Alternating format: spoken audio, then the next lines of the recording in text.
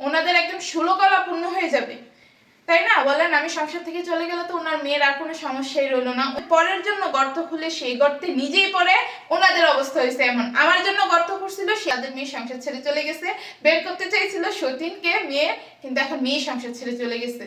আসসালামু আলাইকুম everyone, welcome back to my another new video. আজকের ভিডিওতে আমি আপনাদেরকে এমন একটা বিষয় বলবো যেটা আপনাদের কল্পনারও বাহিরে।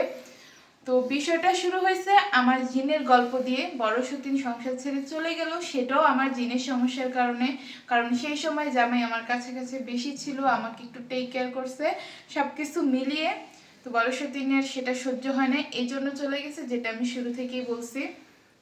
তো এখন বলি আসলে আমার জিনের সমস্যাটা হলো কি কারণে। তার আগে বলি, এর আগে কিন্তু বড় সতীন আরো একবার সংসার ছেড়ে চলে যেতে চাইছিল, সেটা আপনাদের অবশ্যই খেয়াল আছে যারা ভিডিওগুলো দেখছেন।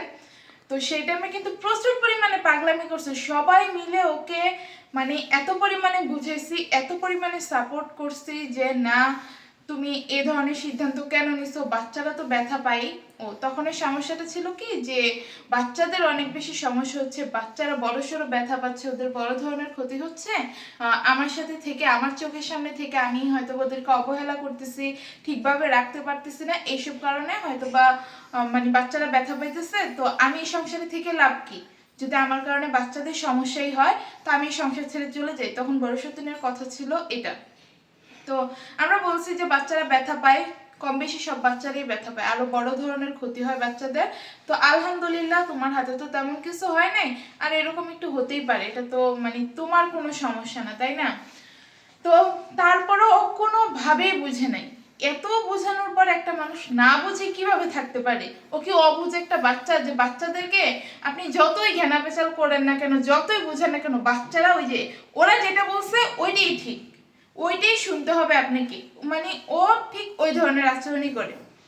তো গেল, পরে কিভাবে কিভাবে ওর মাথায় বুঝে আসলো আমি নিজেও জানি না, জামাই কি একটু ওরে বুঝাইছে, কি একটু বলছে ভিডিওতে এসে, এরপর ওর মাথা শেষ নরমাল হয়ে গেল, সব বুঝে গেল ওই দিন হরহর করে। এর আগে যে শ্বশুর শাশুড়ি আমি ইচ্ছা মতো বুঝাইতেছি, কোনো কিছুতেই কিছু হলো না। তারপরে গেল সমস্যা, ওর সমস্যা যাওয়ার পর আসলো কি মানে আমার সমস্যা হইলো, জিনের সমস্যা। আর মাঝখানে তো আমাদের ঘরে মনে করেন যে আগুন লেগে যায় অবস্থা ছিল। আল্লাহ বাঁচাইছে, আলহামদুলিল্লাহ, আল্লাহর কাছে এটার জন্য অনেক অনেক শুক্রিয়া। তো এই ধরনের সমস্যা কিন্তু আপনারা বলছিলেন যে বদনজর বা জিনজনিত কোনো কারণে হতে পারে, কালো জাদু ইত্যাদি যদি কোনো সমস্যা থাকে, তখন এই ধরনের কিছু হয় যে আগুন লেগে যায় বা ঘন ঘন বিপদ হয়। তো তখন তো আমরা এটাকে পাত্তা দেই নাই। তো তারপরে দেখা গেল কি আমার জিনের সমস্যা, হুট করে আমার কেন জিনের সমস্যা হবে? বিয়ের আগে হলো না, এত বছর আমি তো গ্রামে ছিলাম, আর আমাদের গ্রামটা কিন্তু একদমই অন্যরকম। যারা থাকে তারা জানে আমাদের গ্রামে এইসব জিনিস অনেক বেশি। আসলে গাইস আমার একটা কল চলে আসছিল, যার কারণে ভিডিওটা কাট করতে হয়। তো আমি যেই কথায় ছিলাম সেটা বলি। আমি তো গ্রামে বড় হয়েছি, গ্রামে এইসব জিন পরিদের বিষয়গুলো অনেক বেশি বিশ্বাস করা হয়। আর আমাদের গ্রামটা এমনিতে একটু অন্যরকম ছিল, মানে আগে নাকি এইসব জিন পরির সমস্যা অনেক বেশি হইতো। আমরাও টুকটাক দেখছি, কিন্তু অত বেশি আগের মতো দেখি নাই, তাও ভয় পেতাম জিনিসগুলো নিয়ে, যে আসলে আমাদের ওই সাইডে এইসব জিনিস অনেক বেশি আছে। আর গ্রামে একটা জিনিস কি জানেন, মানে রাত 10টার পরে সবকিছু একদম শুনশান হয়ে যায়, মানে মানুষজন সব ঘুমায় পড়ে। আপনার রাতের বেলা ঘরের থেকে জানালা দিয়ে উঁকি দিবেন, সেটাও ভয় লাগবে গ্রামে যদি থাকেন। তো এরকম একটা অবস্থা ছিল। তো সেই সব জায়গায় আমি আসছি। আর আমাদের গ্রামের একটা জিনিস ছিল, জায়গায় জায়গায় কবরস্থান, বাঁশঝাড়, হঠাৎ করে যে কোনো মানুষজন ঢুকলে না তাদের ভয় লাগে। বিশেষ করে যাদের নতুন নতুন বিয়ে হইতো, শ্বশুর বাড়িতে এসে বলতো যে গ্রামে আসলে না, এই গ্রামে আসলে না, কেন জানি ভয় লাগে, জায়গায় জায়গায় কবরস্থান আর বাঁশঝাড়।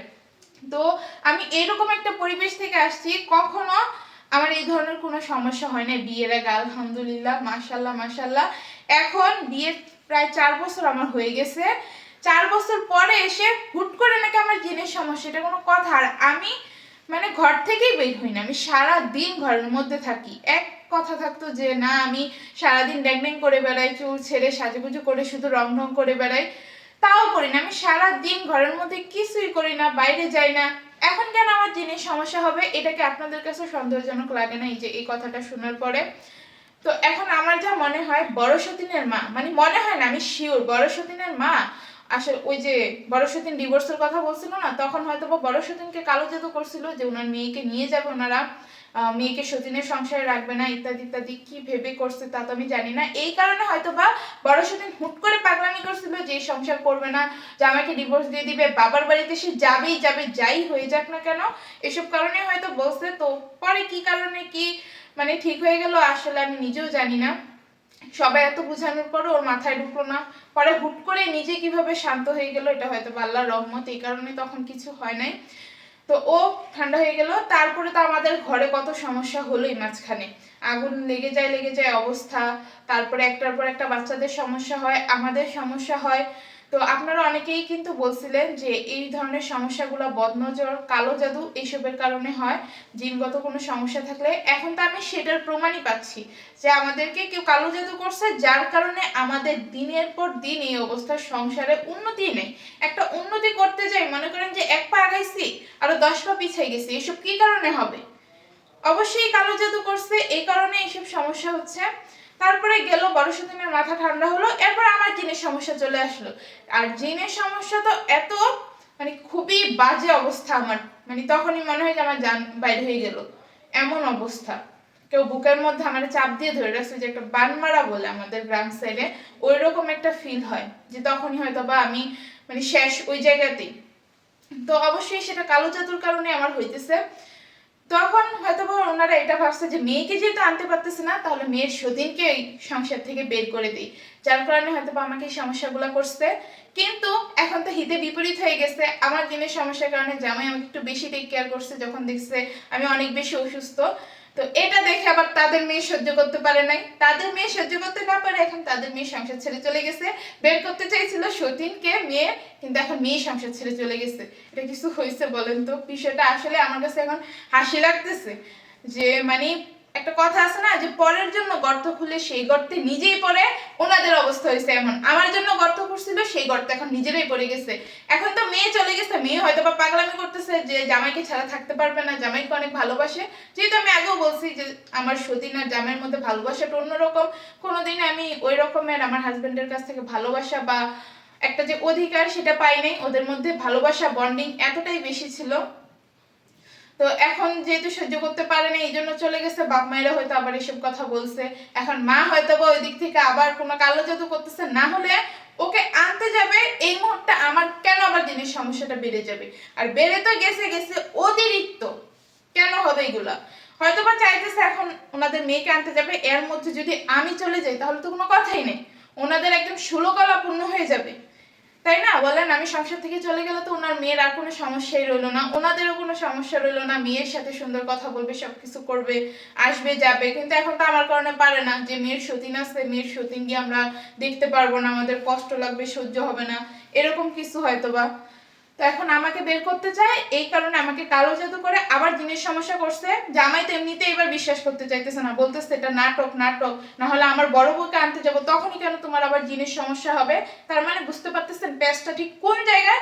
জামাই যাতে বিরক্ত হয়ে আমাকে বলে যে তুমি এই সংসার ছেড়ে চলে যাও, কারণ তোমার কারণে আমার বড় বউ দূরে, আমার সন্তান আমার থেকে দূরে, শুধুমাত্র তোমার কারণে, তোমার এইসব নাটকের কারণে তুমি সংসার ছেড়ে চলে যাও, আমি আমার বড় বউকে আনবো, বড় বউকে নিয়ে সুখে সংসার করবো। কিন্তু উপরে আল্লাহ আছে না, আল্লাহ বিচার করবে না? এই কারণে মানে মনে করেন যে মানে কোনো না কোনো দিক দিয়ে একটা মিনমিশ হয়ে যাইতেছে। ওনারা যতই চেষ্টা করুক না কেন, একটা কথা আছে না, সত্যের জয় সবসময় হয়। তো আমি সবসময় ঠিক থাকবো, যা হওয়ার সেটা আল্লাহ দেখে নিবে। আর কিছু বলতে চাই না, এটাই আজকে ভিডিওতে বলতে আসছিলাম, যে বড় সতীনের বাবার বাড়ি থেকে, মানে বড় সতীনের মায়ের কথা তো ফার্স্টে বলছি, হয়তো ওনারাই কালো জাদু করে এই ধরনের সমস্যাগুলো সংসারে করতেছে। তো ব্লগটা এখানেই শেষ।